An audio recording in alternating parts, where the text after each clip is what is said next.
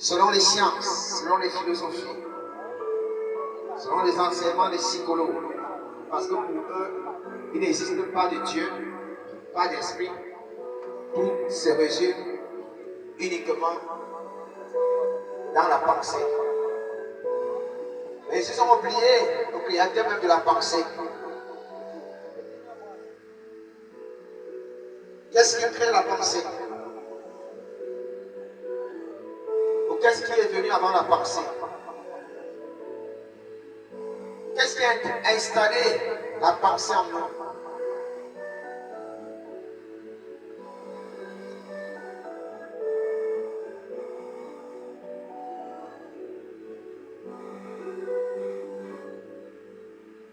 Alors ils ont donné des soi-disant formules de vie, des pseudo-formules de vie.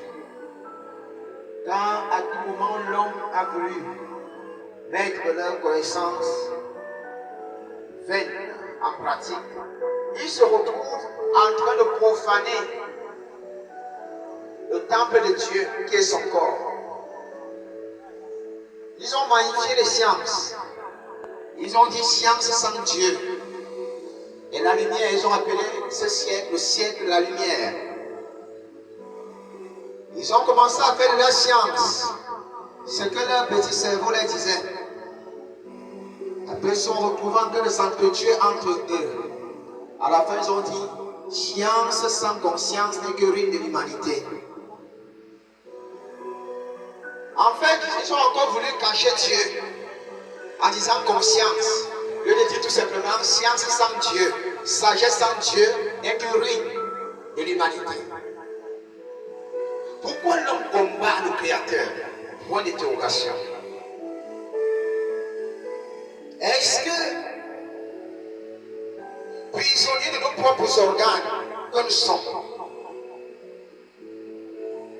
nous ne pouvons pas comprendre simplement qu'il y a un Créateur qui a organisé notre organisme? Parce que l'organisme humain est tellement bien ordonné qu'il faille vraiment être méchant pour dire qu'il n'existe pas de Dieu.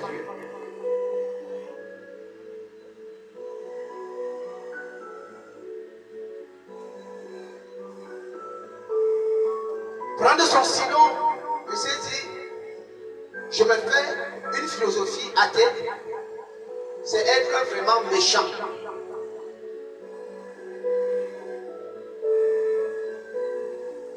Car ton propre corps témoigne l'existence d'un Créateur tout-puissant.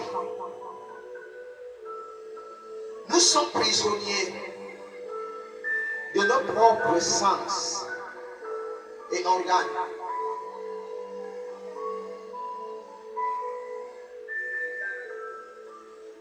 S'il vient en toi l'envie d'aller aux toilettes, tu vas te lever et tu iras aux toilettes.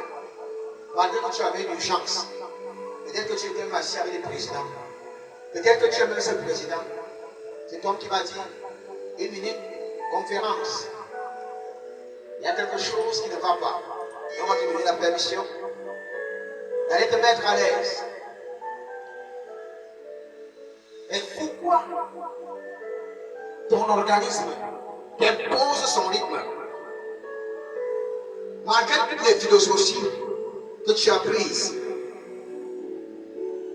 malgré tous les doctorats que tu as amassés, tu te retrouves toujours en train d'aller aux toilettes quand Dieu te demande. Tu te retrouves en train d'aller faire tes besoins. Avec ton doctorat, si un moustique vient à se poser sur ton œil, tu vas passer la main. Parce que ta peau a signalé qu'il y a quelque chose qui s'est posé sur toi. Tu vas passer ta main pour chasser cette chose. Ça veut dire que tu es esclave de tes sens. Et pourtant, tu te dis intellectuel. On a vu les docteurs parfois bagarrer